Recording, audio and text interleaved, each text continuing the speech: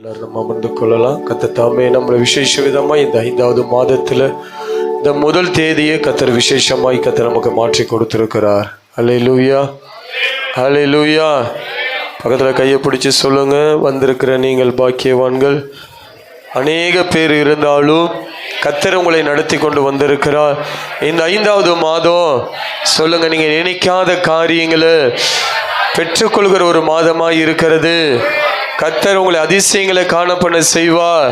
நிச்சயமாய் மேலான காரியங்களை பார்க்க போறீங்க. இந்த 4 மாதமும் பார்க்காத காரியங்களை, நன்மையான காரியங்களை பார்க்க போறீங்க. அதுக்கு இந்த முதல் தேதி இந்த காலை வேளை ஒரு அடையாளமாய் மாறிக்கொண்டு இருக்கிறது.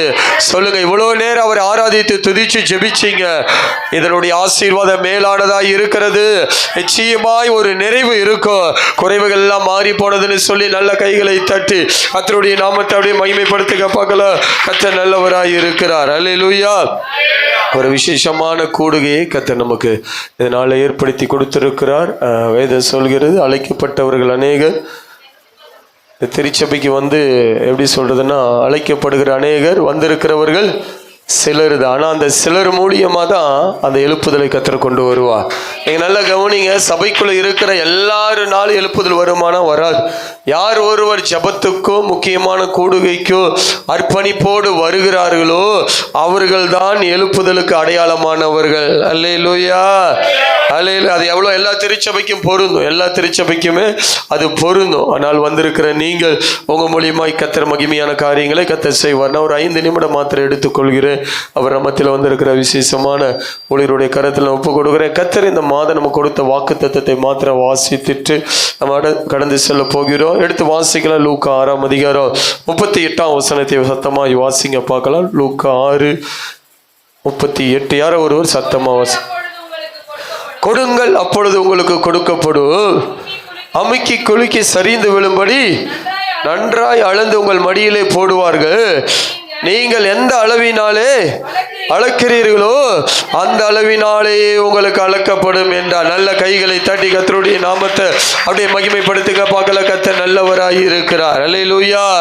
நம்ம நிறைய நேரம் என்ன நினைக்கிறோன்னா, கர்த்தர் நமக்கு கொடுக்கிறாருன்னு நினைக்கிறோம். ஆனால் பல நேரங்களில் கொடுத்ததை கர்த்தர் நம்மிடத்திலிருந்து கேட்கிறவராகவும் இருக்கிறார்.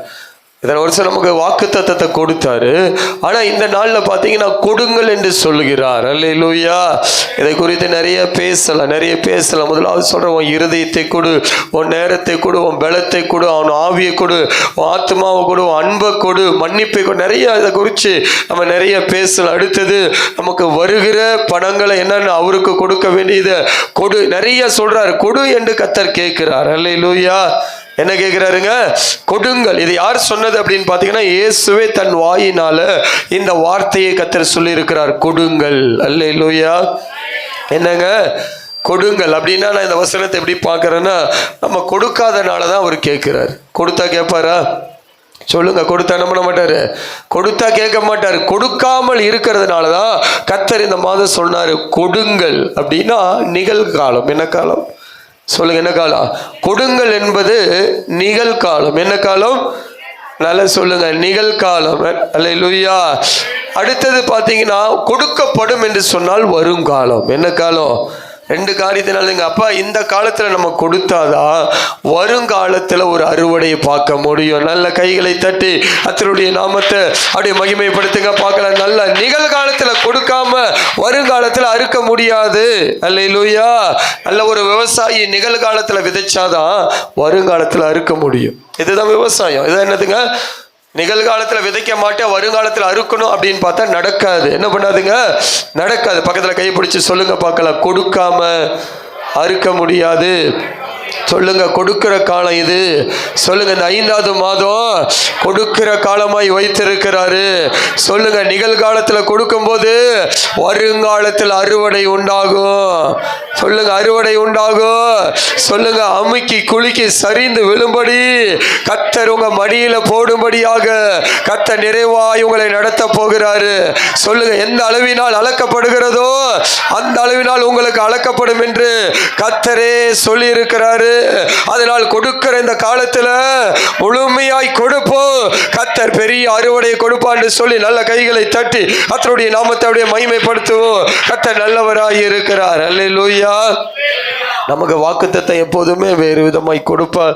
ஆனால் கர்த்தர் இந்த மாதம் வித்தியாசமாய் கொடுத்திருக்கிறார். கொடுக்க ஆயத்தப்படுவோம். கர்த்தர் பெரிய காரியங்களை செய்வாராக. அல்லேலூயா.